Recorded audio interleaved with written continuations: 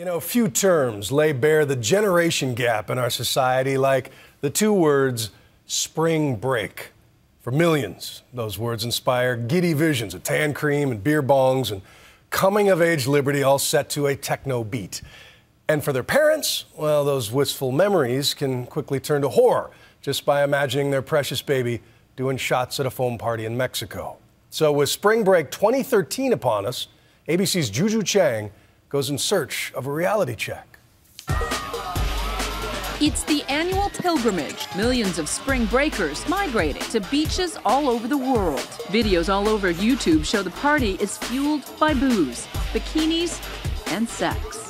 The new movie Spring Breakers glorifies the escape. I'll always remember this trip. In theaters nationwide next week, the film takes us on a wild ride of debauchery. Just get that cash. A group of bored college students, played by former Disney child stars Selena Gomez and Vanessa Hudgens, suddenly seem very grown up, willing to do whatever it takes to be part of the biggest party week ever. Spring break forever, bitches. And nothing is rated PG. But critics argue, although the film is purposefully raunchy and going for shock value, the show and tell isn't too far from reality. Spring break is often the springboard into habitual partying for teens, and it can turn deadly. Just last week, 20-year-old Kyle Lamb was found unconscious in Panama City Beach after a reported day of drinking. His friends weren't able to revive him. Get out of the fast lane! And then there's Holly. Going about 90 down I-5. She lived in a world where binge drinking was normal. On this night, she's barreling down the highway after a few too many drinks. I'm gonna vomit. I'm not proud of the drinking and the driving. I think it's so stupid. I think it's so stupid. And yet, that's what alcohol does to you. Yeah, it's poison. Holly's exploits are featured in the documentary Faded, which offers a sobering message for unsuspecting parents. According to the Centers for Disease Control, 90% of underage drinkers are binge drinkers, with young adults chugging down more than 9 drinks at a time. I think a lot of parents don't want to believe anything negative about their kids. Rebecca Thomas had no clue the extent to which her daughter Erin was secretly binge drinking. One night she wound up at a party with older boys she didn't know that well. So I thought, I'll just take a couple drinks. I'll relax, I'll get to know these people. But then that turned into, you know, I'll take another shot and I'll take another shot of this. So how many drinks do you think you consumed that evening? About 4 beers and I want to say 10 to 13 shots. 10 to 13 shots on top of that? Yes. How did you stay conscious? I didn't. Rebecca, as you're sitting here listening to this, 14 drinks? Yeah, this is the first time I'm hearing the whole story, actually. 14 drinks can kill a person. Yeah. Erin then got into a car with her boyfriend, who was pulled over for DUI, and Erin was taken into custody for underage drinking. Her mother got a heart-stopping call.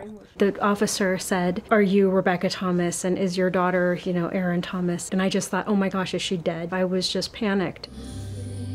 And shocked. Often, binge drinkers aren't the campus misfits. They're just as likely good girls, under enormous pressure, just trying to fit in.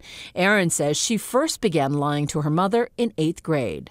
It was about me wanting to make a decision and knowing that I wasn't going to be able to do anything unless I did it behind her back. You wanted control. Yes. Often, underage bingers secretly pre-game, pounding stomach-turning quantities of alcohol before the school dance or the big game, where alcohol is strictly banned. Shotgunning 5 beers over a couple hours could be pretty common. Little kids, they don't even like the taste of alcohol. No, they're just hate it. They're just chugging it. Disgusting. And you're encouraging each other. You're sitting there going, it's okay, just do it, just fast, just here, and telling each other tips on how to drink it faster so you don't taste it.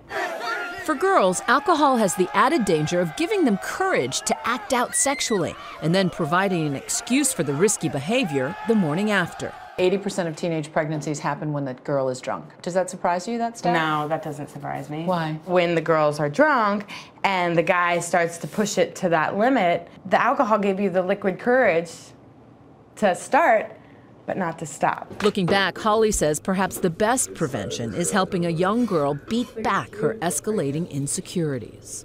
What do you say to the 14-year-old you? I tell her that she's beautiful and she's capable of doing whatever she wants to do, and I don't think I knew that. You don't need that alcohol. Yeah, Without... I could be cool without it.